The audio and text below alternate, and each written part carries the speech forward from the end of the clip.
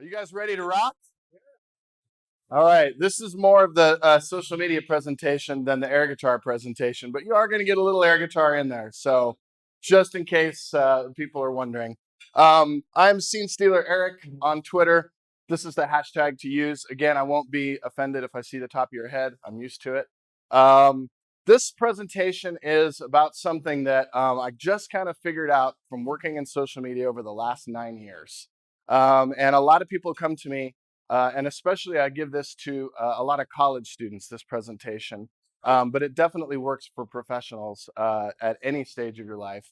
And we're going to talk today about this fallacy that you need to have a professional social media presence and also a personal social media presence. My opinion is that they should be one and the same, and that if they are one and the same, you will get farther in your life and farther in your career and do better at the goals and the things that you are trying to achieve. And so that's what we're going to talk about today. At first, it's going to be about kind of my personal journey and how I figured that stuff out. But then I'm going to give you some really helpful tips and ideas from reinventing yourself or rebranding yourself from the ground up. This is not about your business, but it's about anybody that does social media professionally and being able to combine your personal tastes with your professional life and being able to benefit from both of those. So that's what we're going to talk about today. So in that respect, that's why it's called Melding Your Personal and Professional Brand Online, or How I Learned to Stop Worrying and Embrace Air Guitar. And that is an actual picture of me in Finland the day after winning the Air Guitar World Championships in 2013, which was an unexpected and amazing moment in my life. We're not really going to talk about that too much today, but it did give me this opportunity to kind of figure out what it really means when you have something that you do in your life that most people would consider to not be professional, right? Most people don't even really know what it is. So, but I've been doing that pretty much all my life, and I think that being able to blend your real persona and the person that you are and the interests and the values that you hold with your professional life is actually going to help. So let's start from the ground up. And I'm going to go really quick because there's 61 slides in here and I want to get them done in about 40 minutes. So you may not know it, but you already have a personal brand, right? People can Google you. They can find you on multiple social media accounts. And if you're not careful, like young Sella here was, on Twitter, who says, I love all my bitches, ain't got no man. I think she meant man. It says main. I'm not really sure. There's a good chance that your personal brand will get you fired before you even start your job. So she tweeted this out. Ooh, I start this blank blank job tomorrow. And her boss found that and said, no, you don't start that job today. I just fired you. Good luck.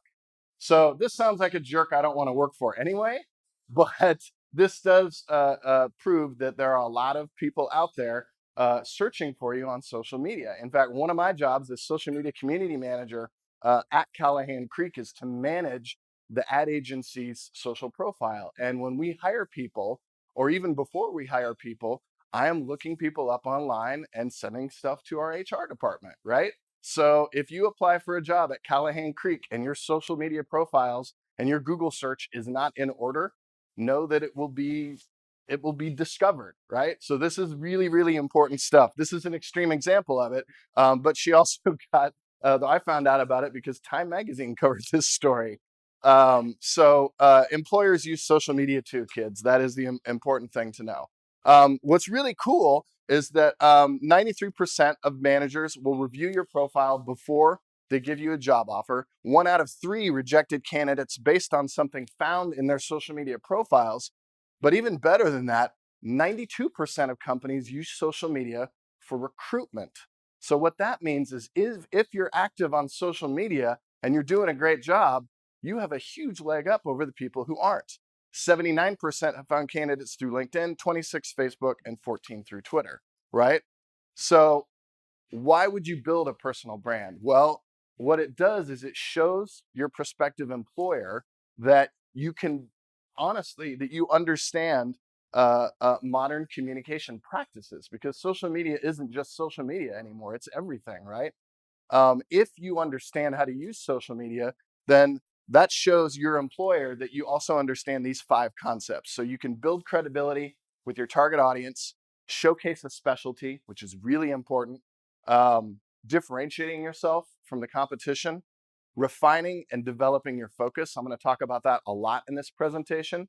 And what that means is you think that you're starting out talking about one thing, and then 2 years later you find out, wow, I just morphed into a whole nother brand or a whole nother thing because of my goals have changed and I want to do this instead or whatever.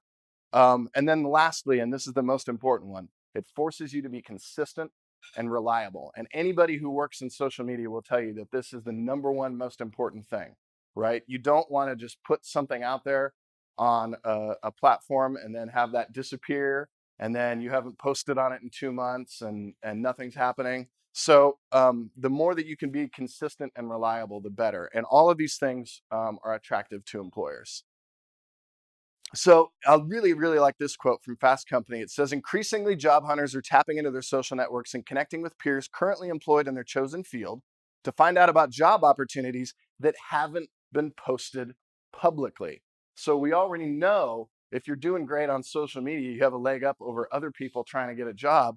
Now what they're saying is that if you're doing all this and you're social networking and you're meeting people in real life and connecting those audiences, you're going to get job offers, or you're going to find out about jobs before they're even posted publicly.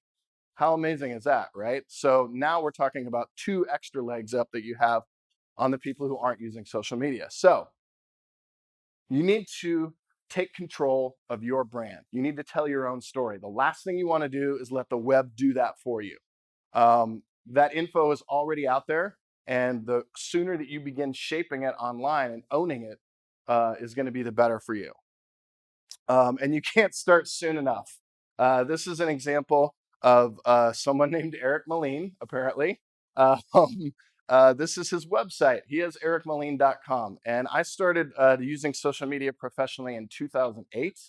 And by the time I looked into owning my own domain name, I found out that this jerk has it already. And his website sucks. I mean, this is still what it looks like. I don't even know what a worker tier is, but he's got a word cloud with a bunch of social media buzzwords in there. He's got JPEGs that don't work anymore. He hasn't posted since 2010. We're going to revisit Eric later, but I'm just saying you can't start soon enough, right? Jeff Bezos has this quote: personal brand is what people say about you when you leave the room. And I really, really like that quote because it's not just about social media, right? But this is the thing. There's this fallacy, and I worked with people at previous jobs who had 2 different social media accounts on the same platform. There was a guy I worked with on Twitter. He had his personal account where he would talk to all of his friends, and he would keep it locked, and they would talk about sports and politics and things like that. And then another one that he had that was his professional one, and so that's where he would do all of his business networking and things like that. And what happened is he, like most people, spread their energies too thin.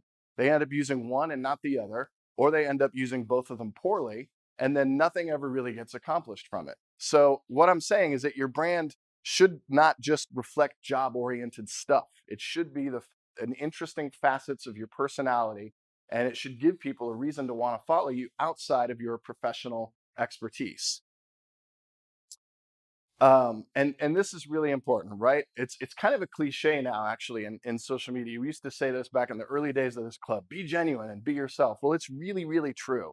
Um, the great thing about it now is that I've come to understand that there are so many niche interests in the world. There are so many people out there who can now connect, who you thought were you were the only one that liked this certain thing, like let's say crocheting cats or whatever. It's like who knew that there was like this hundreds of thousands of other people out there that were into that, or air guitar, right? Like I had no idea there was a worldwide air guitar community, right? That was something I never would have understood. And I didn't even tweet about it or talk about it on social media until I won, because I didn't really know how to talk about it because I didn't understand it. But there are people out there with similar interests. So if you are yourself, you will find other people who are real. And this is a really good point. Do you guys know who Jason Falls is? Has anyone seen him speak before? He's a really great author. Real people have hobbies and they have professional goals, right? And what I like about Jason's bio here on Twitter is that it kind of says everything. So he has father, author, speaker, humorist. That says a lot in 4 words. Allegedly wise to the ways of PR, digital marketing, and social media, SVP at Go Elastic. And then the last thing is, I like bourbon. This is awesome because Jason has a personal brand built on all these different things, and people come to him for advice on social media and marketing. But he is now known because he wrote a book and got a large following, and because he wrote I Like Bourbon in his bio as a bourbon expert. So, guess what happens to Jason all the time? Free bourbon. Yes. Companies are constantly sending him small batches to talk about online. And I mean, what's better than that, you know? So that's actually why I became a movie critic. Free movies. It's like, wow, you know? So having a hobby and a professional goal is really, really important. And you can have all these little sub brands, you know, that fit in with your personal values that you're interested in that will make you a more interesting person to follow. And so overall, all of these things that I've talked about so far, when I say that it's not just social media, it shows that having a personal brand that you can manage shows that you're intelligent, media savvy, and you understand business communication best practices. Because yes, you're being yourself. And yes, this is your personal brand. But especially if you're putting the name of your company in your bio, like I do, the very first thing on there is Senior Social Media Community Manager at Callahan Creek.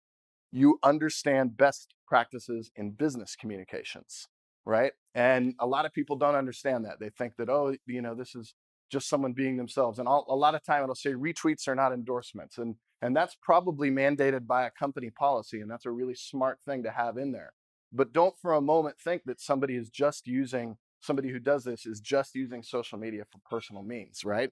This shows that you have a better understanding of all that. So now we're going to go into some fun stuff about me real quick. Your personal brand can morph and change over time. This is what I looked like about 15 years ago, and that's what I look like now. And all of this stuff happened in between, and it was a really long journey to try to figure out. These are actual like personal profile photos that I've used over the time that I've been in social media, and I was trying to figure out, you know, what's the best way to do this. Eventually, it's funny because I started out as this smiling guy with short hair who played in a band, and then I ended up as this smiling guy with long hair who plays air guitar. But I'm actually a drummer. I play the real drums. I have no idea how to play the guitar. Um, but the important thing here is that I came back to myself and I realized this thing. You know, when I was going through the air guitar thing, I branded myself as Mean Melin because I never wanted anybody to mispronounce my last name again. And I thought if it's called Mean Melin, it rhymes. No one will ever get it wrong, right? And then the first when I won the world championship, it said Mean Melvis wins. I was like, Melvis? Really? That's not even close. But that happened in Finland. That's what they put out on Facebook right after I won. And so now when I go back to Finland, I'm Melvis, which is kind of fun to have a nickname. So, but what I realized was that Mean Melin is a fun name and it's a persona to have on stage to act like this tough metal guy, even though I'm not that person in real life. But it's a weird brand, right? You don't want a scowling person as your profile photo, no matter if that's your character or not. And it's just not me when I'm off stage. So I eventually came back to the smiling a photograph because I think it represents me better, and I think it's better for business. Frankly, you don't want to look like a jerk. People don't want to follow somebody who looks like a jerk. So I'll just take you really quickly. This was my band 15 years ago. It was called Ultimate Fake Book. We toured around in a van. We made a living at it for 4 or 5 years. It was really fun, but we were the worst marketers of all time. Like this was even before social media. And we used to like make fun of the bands that were on the phone with their record label talking about moving units. And like if I would have known now what I knew then, or if I, you know what I'm trying to say, we would have been a lot more successful. But we broke up. But this is this is what I looked like back then. And it's I guess what I'm trying to say is that I came full circle and realized, the power of taking control of your personal brand. We didn't own anything, and we didn't work really hard at that end. We just tried to make music and play it well. And these days, that's not enough. But at least I didn't think I knew, because when the band broke up, and I went back to school at KU and got a film degree, I started trying out for all these game shows. And I got on this one game show from VH1 called World Series of Pop Culture.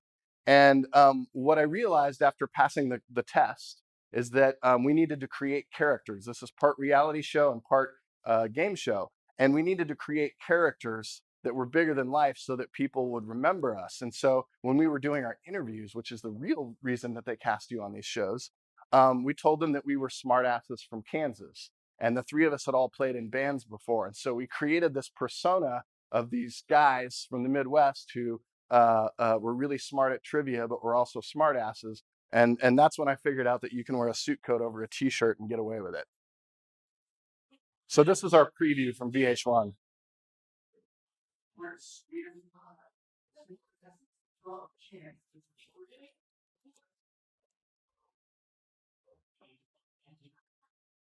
And so we had fun. We got to do all kinds of little commercials and stuff like that.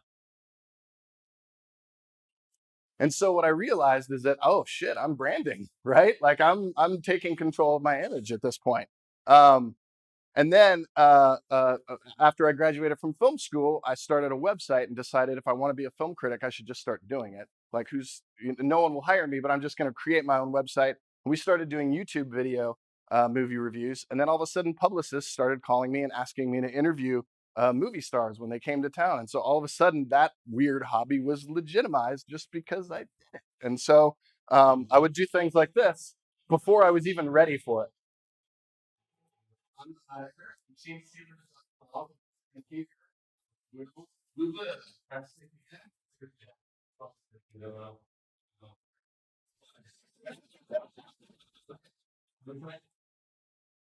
So yeah, clearly I was not ready for that, but I just jumped in with both feet and did it anyway. And then when I got a job in social media at Spiral 16, which was a local social media monitoring platform, all of a sudden I found myself in New York, and this is really boring, so I'm not going to show it with the sound up really.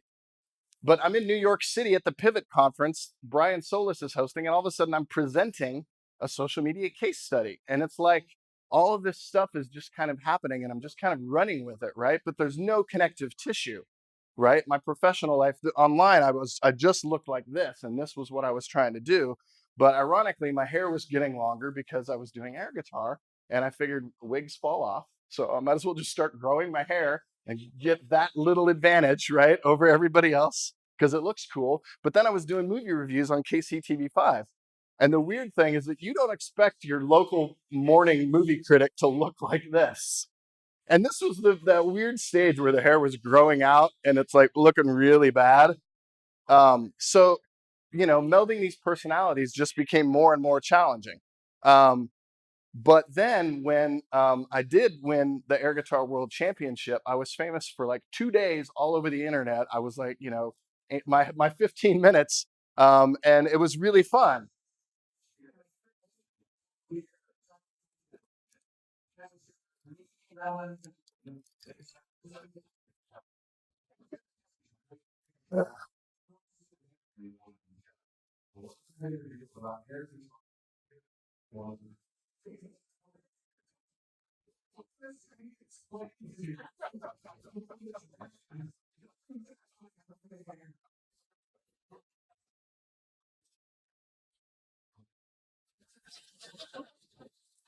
So I tweeted Keith Olbermann and I said, dude, you mispronounced my name. And he apologized. Keith Olbermann apologized. That was really strange. So, and then one day, again, high profile on social media, kind of embracing the air guitar because I'm starting to get known for it. I got a call from the BBC on the way to work, and they asked me to Skype in because a Cambridge professor had a study that proved that playing air guitar improves your creativity. True study, right? And so all of a sudden, I'm Skyping in from work at my cubicle to the BBC. And it was at that point that I kind of realized I better go with this, right? This is a thing.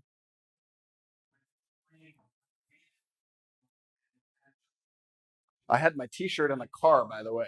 I was really lucky to have that.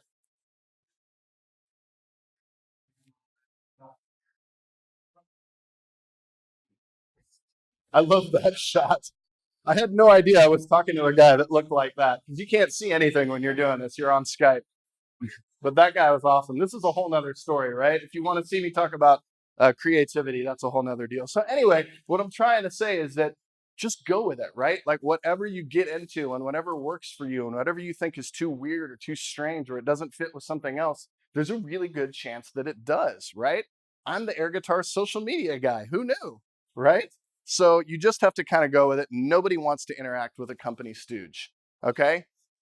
So now if you're a company, you can get away with being broadcast only, right? We follow magazines and we follow media outlets because we want to know the articles that they're promoting. And certainly their social media profiles are just putting those articles out there. So it's just a great place to find links, right? But real people need to create their own content and they need to curate their content and they need to engage as themselves. So you can see here out of 4 things in a row, only one of them was me actually putting out something. The other 3 are me talking to other people about stuff. So this is where it gets kind of weird, and hopefully this will be helpful to you. I only went back and retroactively figured this stuff out, but I did kind of come up with a plan to help people get started in case they're not there already. I'm really, really bad at self-examination, but you kind of have to be a narcissist to be on social media a little bit. So my first step is to log out of your Gmail account, your Google account, your YouTube account, whatever you have, log out of it and Google yourself, right? Because your results are going to be personalized if you stay logged in. They know who you are and they're going to serve you up the results that they think you want. So log out of everything and Google yourself and see how you're doing, right? I'm kind of kicking Eric Melin's ass. This is pretty good. He's way down here and he has 2 photos out of 6 over here. So the SEO guy, the self-proclaimed SEO guy, I'm kicking his ass. So I really like that. This is a great way on the first page to figure out how you're doing. Try to get your name as a unique URL everywhere, right? So Scene Stealer Eric is not just my Twitter name. It's also linkedin.com/Eric Melin. It's also my Instagram. Unfortunately, sorry, Scene Stealer Eric is because Eric Melin got all those other things, right? He beat me to LinkedIn. If you have a really common name, this is really difficult. And this is where branding becomes even more important, because if you have a branded name that's unique, then you can own that as your URL. And so that's what I did. So I have /Scene Stealer Eric on Instagram, Twitter, and LinkedIn as well. And so the weird thing is like Scene Stealers was my movie review website, and I still have it after 13 years, but it's not like my main focus anymore, which is kind of weird, right? But I've owned it for so long now, I'm not really going to go back and change it. So anyway, one way to get started, which is really great, is just look at the people in your field, whatever you do, who are successful, and see how they're doing it first. Like, get the lay of the land, see what they're doing. Look at the people that have reached the goals that you want to reach and figure out how they're using social media. And it's going to be different for each vertical, right? It depends on what you're in. I said this before, do not spread yourself too thin. Be strategic and be consistent. Just because all of these platforms exist doesn't mean that you need to be on all of them. Find the ones that work for you, maintain those, and drop the rest. Let the rest fall away, right? We don't have enough time, trust me. And if you're going to have a homepage, I'm going to keep coming back to Eric. Keep it current. Yeah, this is, you can go look at it later. I think 2012, I think. Yeah, 2012 is the last time he posted, and he still owns this URL. Time for self-examination. This is where you have to define yourself, okay? So I found this online, and this was a really nice Venn diagram. It says values, strengths, and your why, or your purpose, are the 3 things that define you. And the Venn diagram right there in the middle, if something hits all those 3 things in the middle, that's the sweet spot that you're trying to achieve, right? So I'm going to go through this and I'm going to talk about, I changed it slightly for myself because the purpose thing was a little too weird for me. So what are your values? This is really, really important. This is how you can define yourself. Here's some examples: friends, family, hard work, positivity, community. What are the things that matter to you? Now you'll notice that all of the things on this list are positive. That's really important, okay? That's probably a duh to everybody in this room at this point, but these are all positive things, right?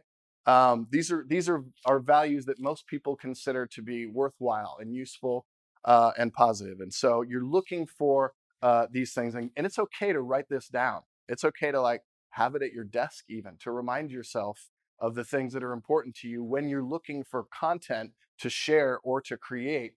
And then you look at the thing and you're like, oh yeah, well, I am expressing that value because you're yourself already, but how we express ourselves online is the whole point. So how can you express those values, right? So then what I did on the strengths one is I added goals to that because I think that's really easy for everybody to understand. So now instead of just talking about strengths, we're talking about the things that you're naturally good at, how you can help inform, entertain others, what unique qualities can you express? That's the strength category, right? But now if you take your strengths, how can you tie those into your personal and professional goals? That's the really important part, right? Um, who knew that I was going to be able to tie the media attention that I got as an air guitarist into meeting some of my professional goals? It's absolutely helped me. Like at this point, I've done a TEDx talk on creativity. And the creativity was all because of a problem that I solved when I was trying to win the Air Guitar World Championship. And that novelty in and of itself made an interesting story. And it was a way to express how I solved a problem creatively. And all of a sudden, creative problem solving is kind of what I do every day in my job. So it helped. So if you can tie your personal and professional goals into the things that you're already good at, that is going to be really, really effective for you. And then lastly, I took out the why. Find out your why, your purpose, because that's just a little bit too weird. I'm not good at self-examination. And I just put interests, right? Because I have a lot of interests. I'm kind of schizophrenic online because I have so many things that I'm interested in. They're all expressed in the bio. So if you follow me, you kind of know what you're going to get. But now we're doing the same thing we did with strengths. How do your interests reinforce your personality, right? How do they resonate with your followers?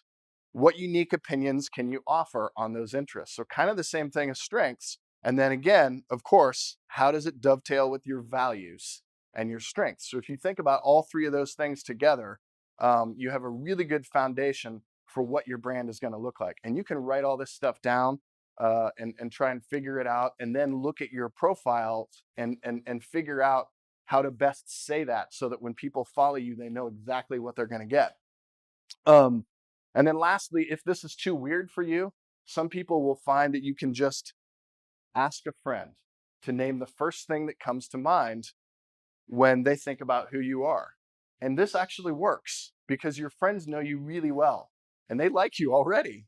So if you're asking somebody else what they think of you, you're essentially asking for a compliment because you're asking a friend. And if your friends give you a consistent amount of feedback about the type of person you are, if you're really bad at self-examination, you probably are that type of person.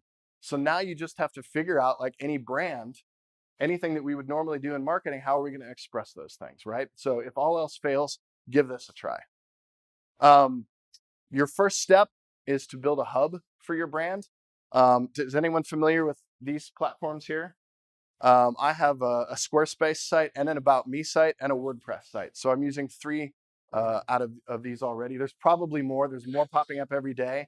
The great thing is you do not have to know a lot about coding to make a website anymore, right? There's so many great platforms that take care of everything for you. You can drag and drop, have a very limited amount of HTML knowledge and still have a great place for your brand. This is my About Me page. And the reason that I like this is because I have my bio here. I put my number one thing that I do at the top. Visit my website goes to my speaking website. And then all of my bio here, I put links in it. So it goes to all of the things. It's kind of like an online resume in a way. And then below that, all of the platforms that I'm active on. And so this is a really great place. It's free, by the way. About Me is about.me. It's a really great place to point people if you are schizophrenic and you have tons of things that you do and there's no really way to explain, everything that you do. This is a good place to do that. And so that link goes to airguitarseminar.com, which I also bought ericmeanmelin.com because Eric Melin already has ericmelin.com. And I kind of owned it, right? And so I turned this into a professional speaking site. And I decided, I'm really going to take my own advice and differentiate myself. Instead of a photo of me with a suit coat on, talking to a room full of people to try to get jobs wearing a suit coat and talking to a room full of people, I decided to use a photo the night before I won in Finland at the Dark Horse, when I won the Dark Horse thing, which was also very unexpected. And I was like on fire. My head was buzzing and everyone in the room was going crazy. And so I just right away, inspirational talks don't have to suck, right? So I'm planting my flag in the sand and trying to be as different as possible. Sometimes it works really well. Other times, not so much. But, that's how I decided to brand myself. Make sure your bio tells people exactly what to expect. On Twitter and on LinkedIn, you can see that all of the things that I want to be known for are listed first, and then it kind of slowly, goes down the things that I don't need as much, right? But then Book Me to Speak is right there, Lawrence, Kansas, and then it goes to airguitarseminar.com. So make sure all that stuff is updated, and you're going to have to recalibrate. I'll come back to this in a second, but look at your bio a lot and make sure that it reflects where you want to go and what your current goals are at the moment. I looked at it a couple of years ago and I was like, oh, wow, I still have scenestealers.com as my main website. And it's like that hobby is just one of many hobbies I have. It's not something I'm trying to make a career at anymore. So why is that website on there?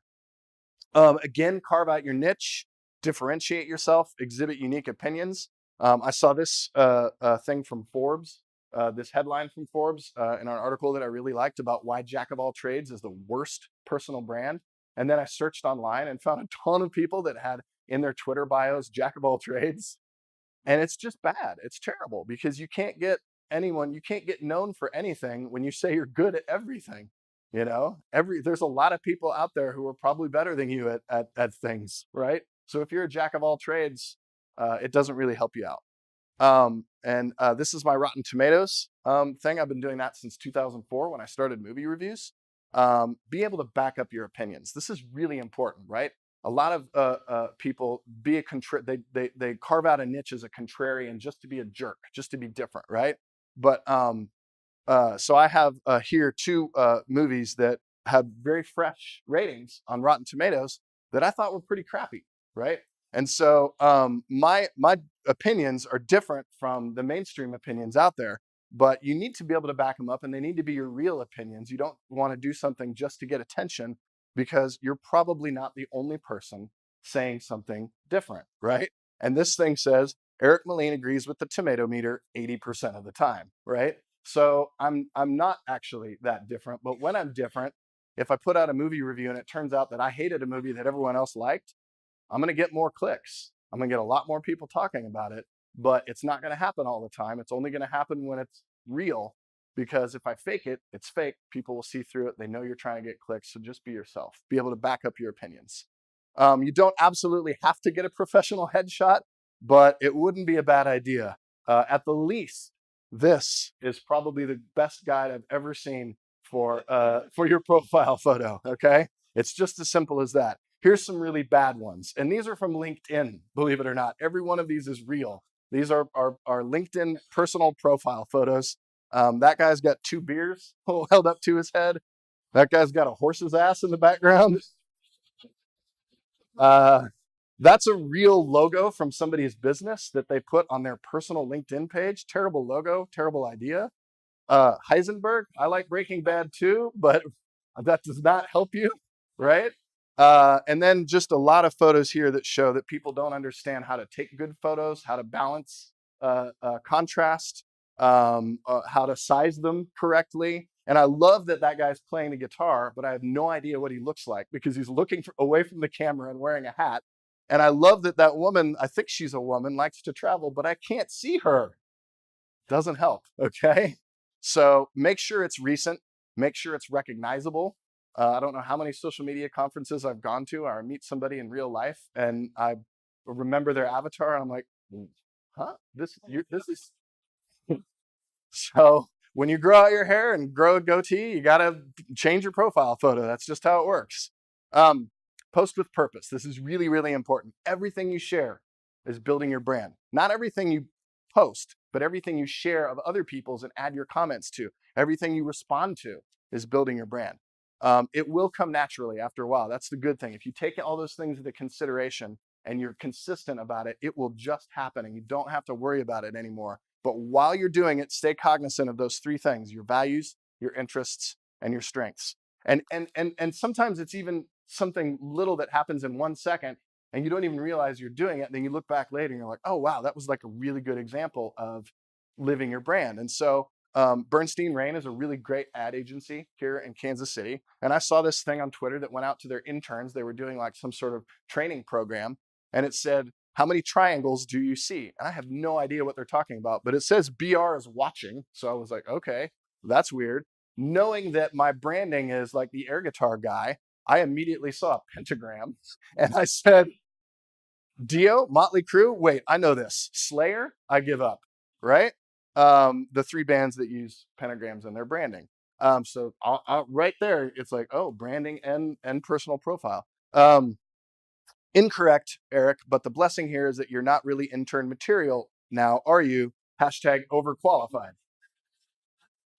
So I just got a compliment from one of the coolest ad agencies in Kansas City talking about metal.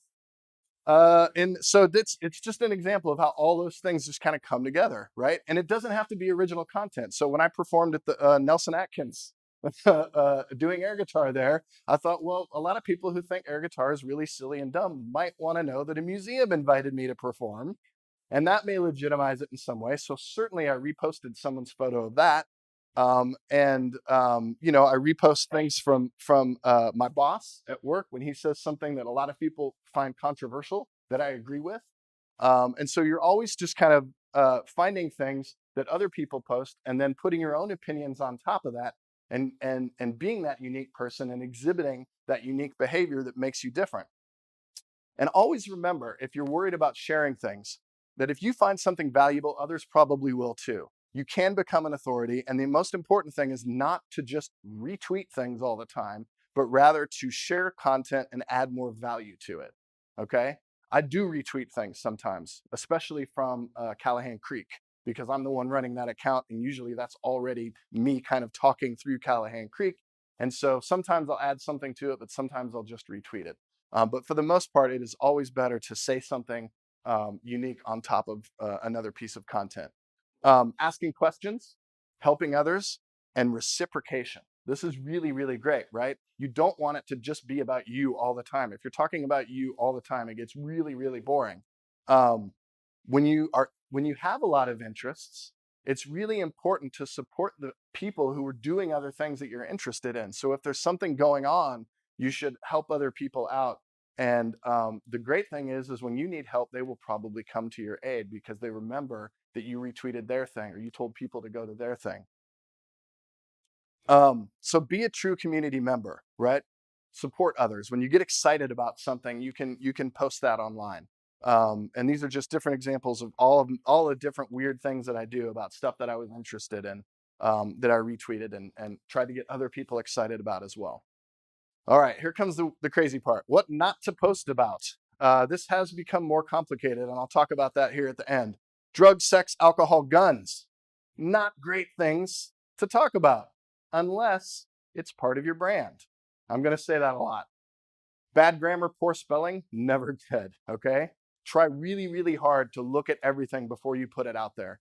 We all know because of our president that tweets cannot be edited, okay? Once you put them out there, they're out there forever. Now, everyone is not watching our Twitter account like a hawk taking screenshots of our mistakes, and likely you can delete something as soon as it goes up if you realize it, but it's better to just really try to make sure that before you put it out there that you're not misspelling something.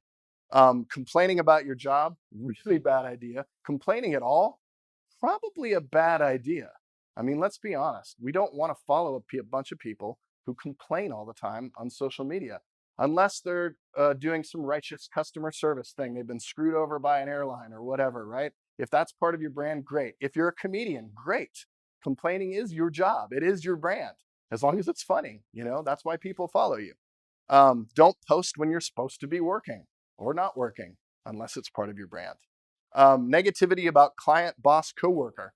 There was a person who got hired at Callahan Creek, and I was going through their social media profiles before or right after they got hired, and I found a lot of things that they would not want out there, and I had to tell them about it so that they could take it down, because they really hated their last job and they were really public about it, right? Bad idea. Bad idea. Complaining about your job. Company secrets, even worse, right? Kind of a duh. We should all know this. We're social media professionals. You'd be surprised, though. No oversharing. I think this is really important as well. That kind of goes with the complaining thing. Again, some people have built their brands on it, and they're really good writers or comedians, and that's great. This is the crazy one. I wrote this slide a couple years ago. Stay away from politics. I've broken that rule 100%. It is part of my brand now, apparently, to talk about politics. And the reason that I made the decision that it was okay to talk about, well, let's be honest, Trump, is because I feel that Trump is disrespecting the presidency and was disrespecting as a candidate in a way that goes beyond politics. And for me, Trump's the things that he does every day to anger people, to distract us from what's really going on, is unique. And I don't think it's politics. I think it's beyond that. I think it's part of the fabric of American society. And so I've decided that I'm secure in my job. My employer knows my opinions, and they're okay with me putting them out there. And I'm going to follow all these other rules, and I'm going to be really responsible and intelligent about the criticisms that I post. And I'm not going to be immature, and I'm not going to be a jerk just to be a jerk. And when I post things about what I think is going on in the country, that is fundamentally rotting it from the inside, I am going to be honest and genuine and responsible about it. And so I have broken that rule. You may want to check with your employer before you do the same. I think a lot of people have broken this rule, and a lot of people on either side, right? And another thing is, I don't unfollow people who I disagree with, right? I have a ton of people that follow me, that I follow, that use the MAGA hashtag, and that's great. I do not want to be insulated from them. I want to see everything that they have to say, and I want to try to understand where they're coming from. But either way, be aware of the bigger picture, no matter what you decide to do on the politics issue. This is another example of me breaking one of my rules, right? Don't post about alcohol. Well, I'm in my 40s now, so I'm an adult, and I don't post about every time I go out and party. But I do use a beer app called Untapped, because I'm really into microbrews. And but I keep Untapped on Untapped. You can have Untapped go to Facebook, go to Twitter, or whatever, and then every time you rate a beer online, which I rate beers to remember what I really like, and I love drinking beers from other cities and other countries, and like storing them in my app and remembering what I had to drink, because it helps me get develop my tastes. But I don't share it everywhere else, because if I did, I might look like an alcoholic, right? I don't want 4 updates in one night to go out about these really high content Belgian beers that I'm drinking. Especially if I'm just not tweeting that night and it begins to take over my account. It will look really bad. So, but every now and then I'll break that rule if it goes with my brand. And so here I was writing a movie review of a movie that was pretty bad, but also kind of great in that way. And I was writing the review. I was drinking a limited edition beer from Boulevard that everybody gets excited about during this time of year. And so I tagged the Boulevard, I hashtagged it chocolate ale, and I made a funny comment, and then Boulevard retweeted me and put this great thing out. So while I was breaking the rule, I was also following the rule. And if you break it every now and then, I think it's okay, as long as you know you're doing it. Lastly, these are the last things I want to leave you guys with. Really important stuff. Relationships are more important than resumes. If you don't network and participate in person, then this could be you.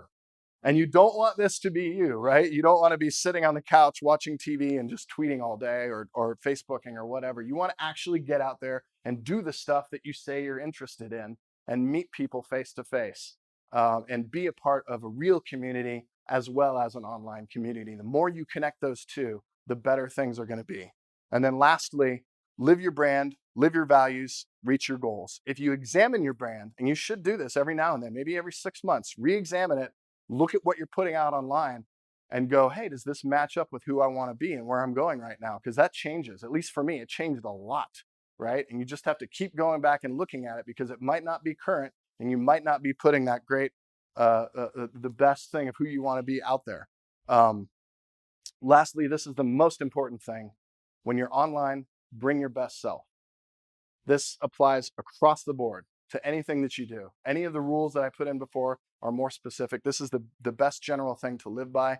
If you bring your heart, your soul, your head, and your passions, and all of your promise, then great things will happen. Thank you.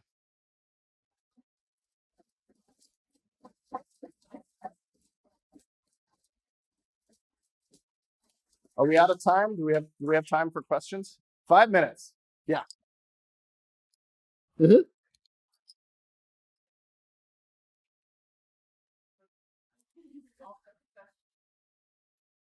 Yes. I get Merlin too, yeah. And Melvin too. Yeah.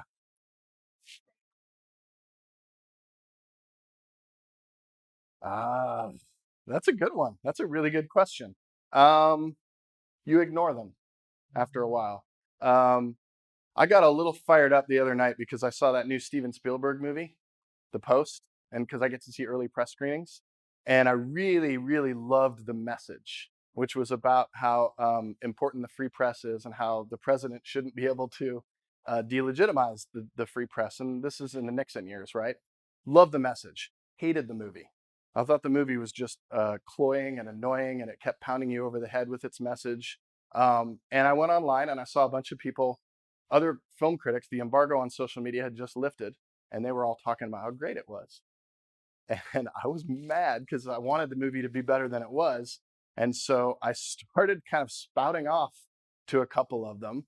And then I started to get trolled from other people who didn't, or this is the problem. When you're a movie critic, you do have unpopular opinions sometimes. And apparently mine is very unpopular. So at a certain point, they kept coming back and being negative back at me. And I'm just like, hey, we can agree to disagree on this. And then you just have to let it go. I guess that's not really trolling, but I have been trolled before just about other things. And I think you respond first and you try to correct the problem. If there's a reason for it, you apologize. If not, then you just say, hey, we're just going to differ on this. And then you just have to ignore them at that point. I don't block anybody. I've only blocked one person, and that was because they were weird and stalky in real life. Um, and then 3 years later, he apologized to me, and I friended him back again. So, yeah.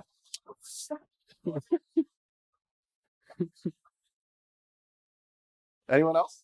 Yeah.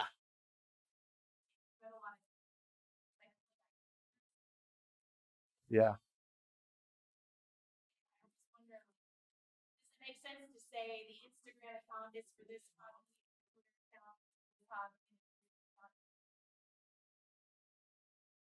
Yeah. That's a really good idea, but I would still be yourself on all those platforms. Instagram is a great place for visually stunning content.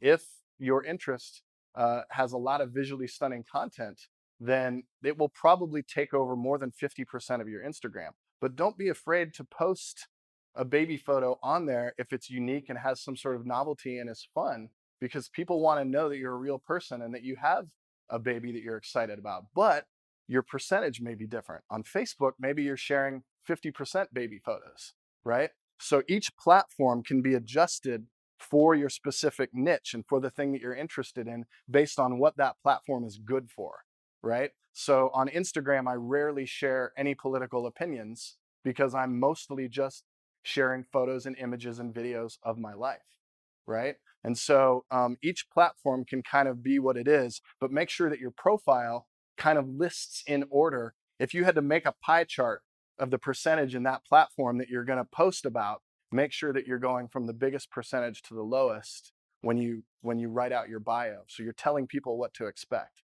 But yeah, it should be different for every platform, but it shouldn't just be the one thing, right? Like my girlfriend has a stained glass business that she runs, and 90% of it are stained glass projects that she's working on.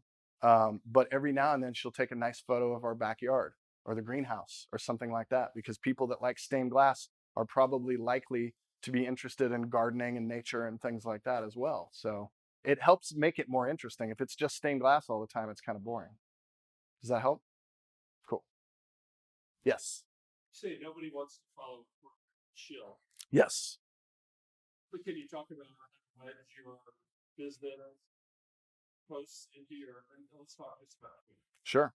You hear about all these percentages. Yep. Can you discuss that? Well, I think the percentages are different for everybody. I've seen the chart where they say 80-20 or whatever, or 70 20 10 or whatever. 10, I don't do math. But I think it's different for everybody. And the most important thing is to remember when it's time to post about something that is business oriented, is remember that even if you're B2B, you're still talking to people, right? You can talk about your boring business, no matter how boring or how specific it is, from a place of real passion and real heart, right?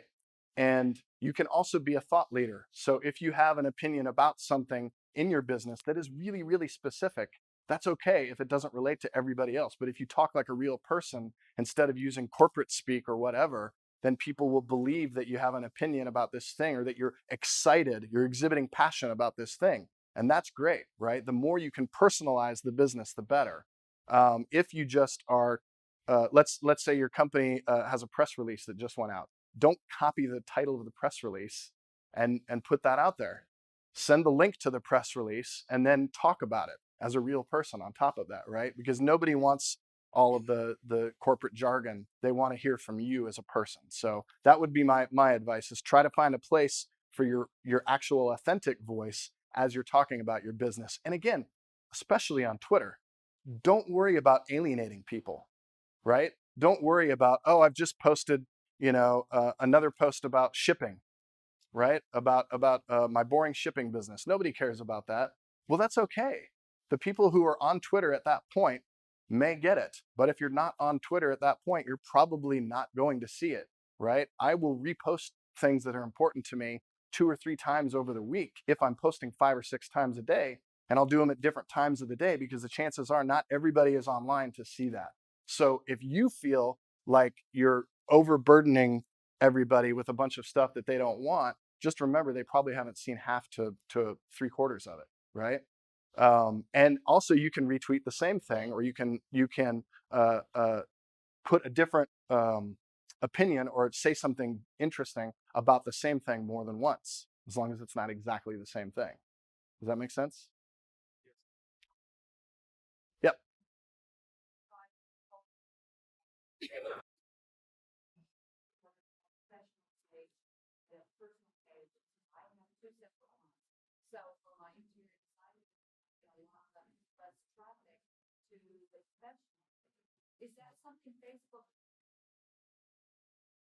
Okay, so you're talking about Facebook specifically, and you have a personal Facebook account, and then your business has a Facebook page, which is a business page.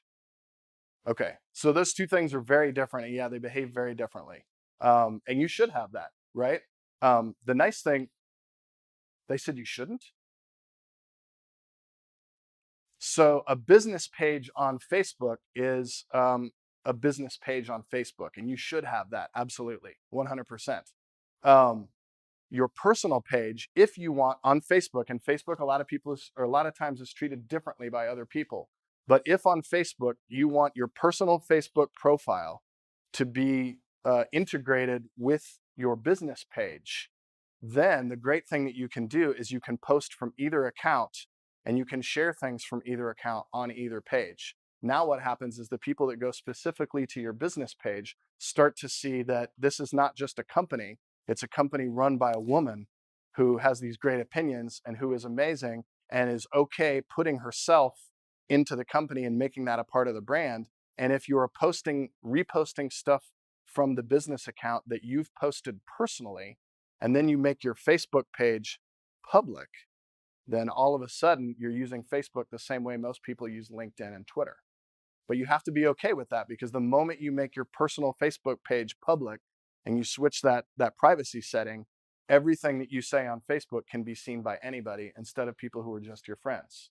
A lot of people will make Facebook the one place where they don't do that, right? So in this, I was talking generally. I talked a lot about LinkedIn and Twitter and not so much about Facebook for that reason. I think each platform, you need to have specific boundaries and things that you do. On Facebook myself, my page is public. Everything on there is public. When Callahan Creek writes about me speaking or something like that, they tag me. So if you're on the Callahan Creek page and you see Eric is speaking, you'll see the link to Eric and you can click on it and go right to my page, because I want it that way, but not everybody wants it that way. If you're okay with that, you follow all these rules, it can be great. It could be really beneficial. Yeah. Well, no, again, the business page and the personal page interacting with each other. Do not get rid of your Facebook business page. We can talk more specifically about this afterwards, because this is, I mean, right? Facebook is different, right? All of this stuff is going to be specific to you. As a general rule, I think everybody's better off doing this, but do not abandon your business page. Absolutely do not. Does that make sense? Okay. Sorry. Thanks, guys.